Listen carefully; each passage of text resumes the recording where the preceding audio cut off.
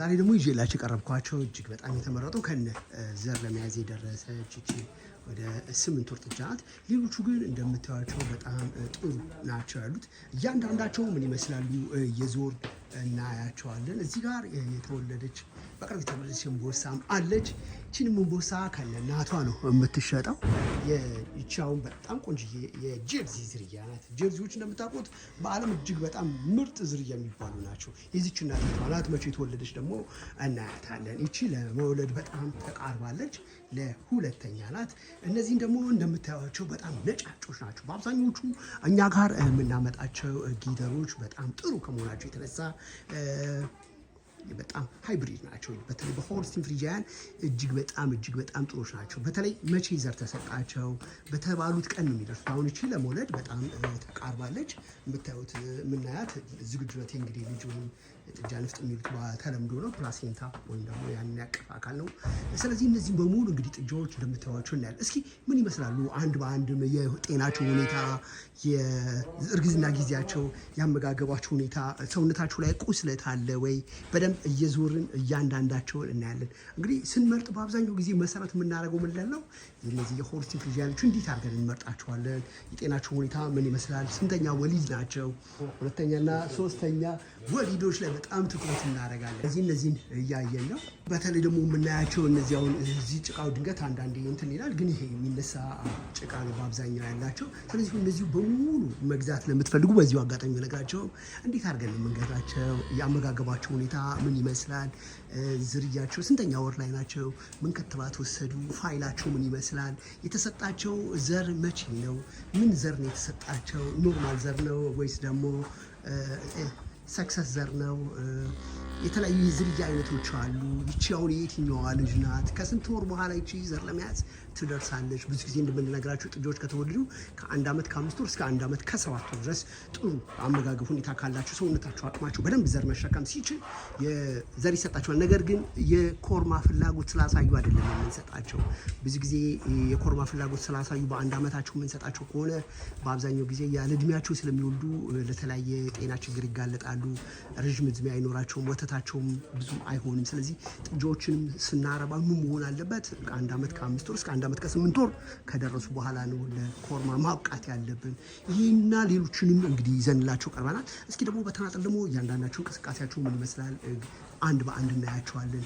እንደነዚህ አይነት የወተት ላሞች ሰውነታቸው በምግብ ያልተጎዳ፣ በሽታን የመከላከል አቅማቸው ጥሩ የሆነ፣ የወተት ምርታቸው ከፍተኛ፣ በዝርያቸው በካልሲየም ዴፊሽንሲ ብዙ የጤና ችግር የሌለባቸው፣ በአብዛኞቹ ደግሞ የመጀመሪያ ወሊድ እና ከሁለተኛ ወሊድ ብዙ ያላለፉ ዝርያዎችን ይዘንላቸው ቀርበናል ማለት ነው። እንግዲህ እነዚህ ምን ይመስላሉ አንድ በአንድ አውጥተን ደግሞ እናያቸዋለን። ይህ ፕሮግራም ይጠቅማል ካላችሁ ለጓደኞቻችሁ ሼር አድርጉ። ፕሮግራሙ ላይ አንዳንድ ኮመንቶች ካሉ ጻፉልን። በተለይ የወተት እርባታ ላይ ያላችሁ ጥያቄዎች ካሉ ጻፉልን። የወተት እርባታ እንዴት አድርገን የተሻለ ማድረግ እንችላለን? የወተት እርባታን መቼ መጀመር አለብን?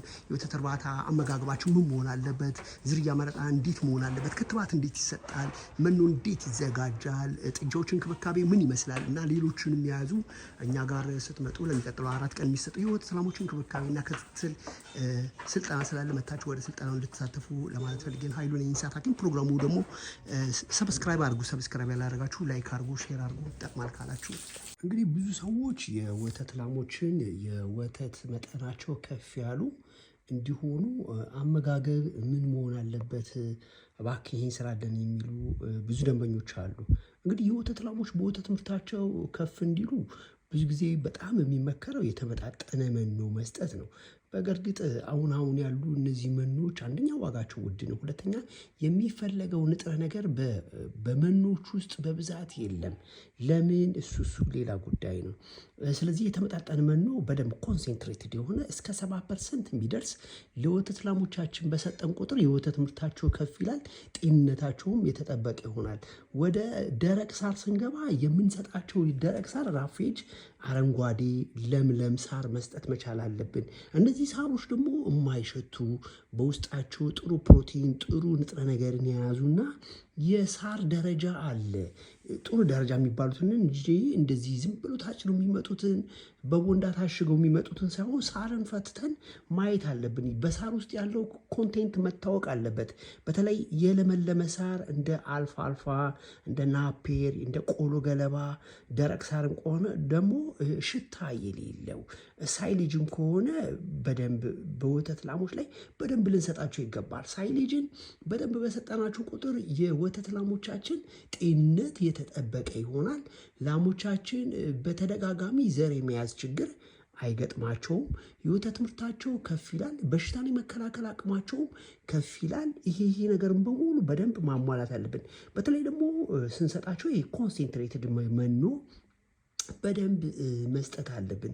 በተለይ በቆሎ ከፍተኛ ካርቦሃይድሬት በውስጡ አለው። በቆሎ ተፈጭቶ ከሌሎች እህሎች ጋር ተቀላቅሎ ሊሰጣቸው ይገባል። እንደ ቆሎ ገለባ ጋር፣ ከገብስ ገለባ ጋር፣ አተር ገለባ ጋር። በተለይ ይሄ ምግባቸው ደግሞ ከምን ጋር መቀላቀል አለበት? የዚህ የዘይት ተረፈ ምርት እንደ ኑግ፣ ሶያ በደንብ ሊሰጣቸው ይገባል። እነዚህ የኑግና የሶያ ውጤቶች ደግሞ በአብዛኛው ጊዜ ከ0.4 እስከ 0.5 ኪሎ ግራም ቢሆኑ ይመከራል። በተለይ ደግሞ ጨው ብዙ ጊዜ ሰዎች የተለያየ ግንዛቤ ነው ያላቸው። ጨው በአንድ የወተት ላም የሰውነት አካል ውስጥ እጅግ በጣም ማዕድን ከሚባሉ መኖ ወይም ተፈላጊ ነገሮች ውስጥ አንዱ ነው። ስለዚህ የምንሰጣቸው የጨው መጠን ሚኔራል በጣም አስፈላጊ ነው። በመጠናቸው በሰውነታቸው ልክ በሚመገቡት ልክ መሆን አለበት እና የካልሽየምና የፎስፈረስ ይዘት ደግሞ ያላቸው መኖዎችን ለላሞቻችን ምን ማድረግ አለብን? መስጠት መቻል አለብን። ይህን ካልሰጠናቸው በቂ ነገር አይሰጡንም፣ ቶሎ ይታመማሉ። በጣም አስፈላጊ ነው። ከዛ ውጭ ምንድነው ላሞች በተለያየ የበሽታ የመከላከል አቅማቸው ደካሞች ስለሆኑ የተለያየ በሽታ ስለሚያጠቃቸው ከእንስሳት ሐኪሞች ጋር በመመካከር ከምግብ ባሻገር የበሽታ ወረርሽኞች ሲከሰቱ ቀድሞ ሕክምና መስጠት እንደ ኤልኤሲዲ፣ ላምፕስኪን፣ ኤፍኤምዲ በአመት 2፣ ላምፕስኪን በአመት 1 ነው። ከዛ ደግሞ ፉት ኤንድ ማውዝ ዲዝ በተለይ ይሄ አፍተገር የምንለው በተለምዶ ብዙ ጊዜ በባህላዊ ነገር እየሰሩ ምላስን እንነቅሳለን እያሉ የሚያደርጉታል። ይሄ ሬስፓራቶሪ ፕሮብሌሞች ያመጣባቸዋል። ምላስ አካባቢ ላይ ያሉ ሊምፍ ኖዶች ወይም ደግሞ ትናንሽ የደም ካፒላሪዎች ጥቁር ደም ወጣ ምናምን እየተባለ የሚደረጉ ይሄ ባህላዊ ልምድ በሌላቸው ሰዎች የሚሰሩ በከብት ቤት በሚሰሩ ባለሙያዎች ድጋፍ የሚሰሩ በአብዛኛው ጊዜ ጥሩ አይደለም።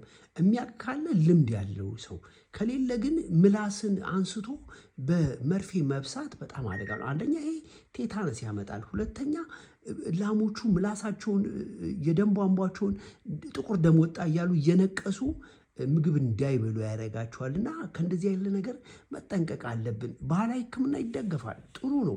ነገር ግን ይሄ ልምድ በሌለው ሰው ግን መሆን የለበትም። ወይም ደግሞ ሐኪም ካለ ሐኪም ጠርቶ ያንን ነገር ሕክምና እንዲሰጥ ማድረግ። ከዛ በተጨማሪ እንደና አንትራክስ ያሉ እንደ ቲቪ ያሉ በሽታዎችን ክትባት ቀድሞ በጊዜ በሰዓት በወቅቱ መስጠት። ጥሩ የወተት ላም ዝርያዎችን ለማወቅ ምንድነው መሰረቱ ብለው ብዙ ሰዎች ይጠይቁኛል። አንድ የወተት ላም ጥሩ ዝርያ እንደሆነች የምናይባት ምልክት የመጀመሪያው አካላዊ ቅርጿ ነው። ረጅምና ቀጭን አካል ያላትና ሰፊ የሆድ ክፍል ያላት፣ ቀጭን አንገቶች፣ ጠፍጣፋ የሰውነት ትከሻ፣ ሰፊ የሆድ አካል ያላቸው መሆን አለባቸው የወተት ላሞች። ይህ ትልቅና ግታቸው ደግሞ ትላልቅ የሆኑ ላሞች በአብዛኛው በግታቸው አካባቢ ላይ ትላልቅ የወተት ማስተላለፊያ ቱቦዎች አሉ። እነዛ ምንድናቸው? ላሟ ከፍተኛ አቅም እንዳላት ያሳያል። በተለይ ግት ላይ ብዙ ሰዎች የሚያስቡት ምንድነው? ግቷ ትልቅ ስለሆነ ብዙ ወተት አለ ብለው ትግል ይገጥማሉ፣ ያሻሉ። የጡት አካል በጣም ሶፍት ነው እና ሊቆስልና ሊያብጥ ይችላል። የተለያየ በሽታም ያመጣባታል። ስለዚህ ግት አይታሽም። ግት ከተቻለ በመታለቢያዋ ሰዓት ለብ ባለ ውሃ በመጠኑ ማጽዳት ማነቃቃት ነው እንጂ ይሄ ትግል መቅጠም የጡት አካል እንዲጎዳና እንዲያብጥና ላሟም ለተለያየ የጤና ችግር እንድትጋለጥ ያደርጋል። ስለዚህ እዚህ ላይ ማየት ያለብን ሰፊ ሆድ ያላቸው ላሞች ብዙ ምግብ መመገብ ይችላሉ። ብዙ ምግብ በበሉ ቁጥር ደግሞ ከፍተኛ ወተትን ይሰጣሉ። በተለይ ይሄ አካላቸው ረዣዥሞች የሆኑ ወደፊት አንገታቸው ረዘም ያለ የሆድ ዕቃቸው ትላልቅ የሆኑ የዚህ የአጥንት አቀማመጣቸው ሰፊ የሆኑ እርዝመት ሳይሆን ስፋት ያላቸው ብዙ ጊዜ በሽታም ቢይዛቸው የመቋቋም አቅም አላቸው። እንዲህ ግን ቅልጥማቸው በጣም ስለረዘመ ግን ጥሩ የወተት ላም ነው ብሎ ማሰብ የለም። እንዲሁም ደግሞ ግታቸው ደግሞ ትልቅ ስለሆነም ወተት አለው ብሎ መፈግፈግና መታገል አያስፈልግም። በአብዛኛው ጊዜ ግታቸው እኩል መሆን መቻል አለበት። ጥሩ አናቶሚ ያለው ጥሩ አካል ያለው ጥሩ ይዘት ላይ ያለ መሆን አለበት እንጂ ግት ስለተለቀ አይደለም። በአብዛኛው ጊዜ ሲተልቅ ብዙ ጊዜ በት ሲጥሉ ሽንት ሲጥኑ ያ ቆሻሻ ነገር ስለሚነካው ለተለያየ የጡት በሽታ ይጋለጣሉ። እንዲሁም ደግሞ መተለቁ በራሱ ለባክቴሪያ ምቹ ሁኔታና በደንብ እንዳይታለብም ስለሚያደርገው እዚህ ላይ በጣም መጠንቀቅ አለ። በተለይ አይኖቻቸው በጣም ትላልቅና ለስላሳ ቆዳ ያላቸው መሆን አለባቸው። እንደዚህ የወተት ላሞችን ስንመርጥ የእግራቸው ጫማቸው ደግሞ ኮቴ ሻውና የሚያርፉበት ጥፍራቸው በደንብ የተከረከመ በደንብ መቆም የሚችሉ አጥንታቸው ቀጥ ያለ መሆን መቻል አለበት። በተለይ ላሞችን ስንገዛ ብዙ ጊዜ ጥርሳቸውን፣ ክርክራቸውን፣ የቀንዳቸውን ክርክር፣ እግራቸውን በማየት ከ1 እስከ 4 የወለዱ ላሞችን መግዛት አለብን እንጂ በተለይ ከ5 ከ6 በላይ ከሆኑ ላሞች የወተት ምርት አይኖራቸውም። እድሜያቸውም እያረጁ ስለሚሄዱ በተለያየ በሽታ ይጠቃሉ፣ ዘርም ለመያዝ ይቸገራሉ። አንድ ወተት ላም በተለያየ ጊዜ እንደተናገር ነው እስከ 8 እስከ 10 አንዳንዴም ደግሞ ጀርዚዎች ከሆኑ እስከ 12 ይወልዳሉ። ነገር ግን ምንድነው በአብዛኛው ጊዜ የወተት መጠናቸው እስከ 5 ከሄዱ በኋላ እስከ 6 የመጨረሻ ከሄዱ ከዛ በኋላ ወተት አይኖራቸውም። ወተታቸው እየቀነሰ ይመጣል። ምክንያቱም ብዙ ጊዜ ከአውሮፓ ዓለም የመጡ ናቸው። እኛ አካባቢ የኖሩ አይደሉም። የአካባቢ ለውጥ እኛ ሀገር ያለው የበሽታ ክትትል የአመጋገብ ስርዓት ውጤታማ እንዳይሆኑ ስለሚያቅታቸው በአብዛኛው ጊዜ ስንገዛ ምን ማየት አለብን? ቀንዳቸውን፣ ክርክራቸውን ማየት አለብን። ጥርሳቸውን ማየት አለብን። ብዙ ሰዎች 30 ሊትር አላት 40 ሊትር አላት እናትዮ የተባሉ 6 ዙር 7 ዙር የወለዱ ላሞች ሁለተኛ ዙሯ ነው አንድ ነው የወለደችው ከዚህ በፊት እየተባሉ ብዙ የተሸወዱ ሰዎችና ምንም የወተት ምርት የሌላቸው ላሞችን እየገዙ እየተቸገሩ ይገጥሙናል። ስለዚህ ስንገዛ ብዙውን ጊዜ እድሜያቸው በጊደርነት ደረጃ እናቶቻቸው ከፍተኛ የወተት ምርት ይሰጡ የነበሩ በሽታን የማከላከል አቅማቸው ጥሩ የሆኑ በተለይ በካልሽየም እና በተዛማች በሽታዎች በቀላሉ ማይጠቁ ዘር መያዝ ማያዳግሙ በተለይ በአመጋገብ ላይ ጥሩ ክትትል ካደረግን ውጤታማ የሚያደርጉን ላሞች ከሕክምና ባለሙያ ጋር በመሆን መምረጡ በጣም የተሻለና የስራ ዘርፋችን ውጤታማ እንድንሆን ያግዘናልና ብዙ ጊዜ የወተት ላሞችን ስንገዛ ከፍተኛ ጥንቃቄ ማድረግ አለብን። ዝም ብለን ማንም ሰው ስለነገረን ብድግ ብለን መግዛት የለብንም እና እዚህ ላይ በጣም ማየት ያለብን የጤናቸው ሁኔታ፣ የአይናቸውን፣ የቆዳቸውን ልስላሴ፣ የምግብ ውህደት፣ የጡታቸው ንጽህና፣ በጡት በሽታ ያልተጠቁ እድሜያቸው ገና የሆኑ የመመገብ አቅማቸው ምግብ መብላት ፍላጎት ያላቸው ከዛም ደግሞ ሲታለቡም ደግሞ በደንብ የሚታለቡ ጥሩ የወተት ምርት ንቃታቸው የአይናቸው ብራይት መሆን የቆዳቸው ልስላሴ እያንዳንዱ ጠዋትና ማታ ስናወጣቸው የሰውነታቸው እንቅስቃሴ ጥሩ የወተት ላም መሆናቸውን ስለሚነግረን በደንብ አይተን መግዛት መቻል አለብን። በዚህ ጉዳይ ላይ እንዴት አድርገን የወተት ላሞችን እንመርጣለን? እንዴት አድርገን መኖን እናዘጋጃለን? እንዴት አድርገን መለስተኛ ሕክምና መስጠት እንችላለን? በተለይ ልጆቻቸው ከተወለዱ በኋላ ወዲያው ሳይቆዩ ቶሎ ይሞታሉ ልጆቻቸው። ለምንድን ነው የሚሞቱት? የእንገር መብዛት እንዲሁም ደግሞ እምብርት አካባቢ ላይ ንጽህናን በደንብ አለመጠበቅ፣ የጥጆች መኖሪያ ቤት ማደሪያ በደንብ አለማዘጋጀት፣ ጉዝጓዝ በደንብ አለማዘጋጀት። በተለይ ጥጃዎች ተቅማጥ ወለድ በሽታ ቶሎ ያጠቃቸዋል። ምክንያቱም ለሚቀጥሉት 5 ቀን መውሰድ የሚገባቸው እንገር በአግባቡ ስለማይወስዱ ቶሎ ለሞት ይዳረጋሉ። እንዳይሞቱ መማረግ አለብን። በተለይ እምብርታቸው አካባቢ ላይ በአዮዲን ማጽዳት እምብርታቸው በቀላሉ ለተለያየ በሽታ እንዲጋለጡ ስለሚያደርጋቸውና ለሞት ስለሚዳረጉ እዚህ ላይ ጥንቃቄ ማድረግ የወተት አሰጣጥ የእንገር አሰጣጥ እንዴት መስጠት አለብን? መቼ ነው ጥጃዎች ምግብ የሚጀምሩት? ስናስጀምራቸውስ እንዴት መሆን አለበት? የላሞች እንክብካቤና ክትትል እንዴት መሆን አለበት የሚለውን ለሚቀጥለው 4 ቀን በእኛ ማዕከል ላይ መታችሁ እንድትሰለጥኑ ለማለት ፈልጌ ነው። ወደ እኛ ማዕከል ስትመጡ የወተት ላሞች እንክብካቤና ክትትል የራሱን የቻለ ማንዋል ወደ 50 ገጽ የሚሆን አለ።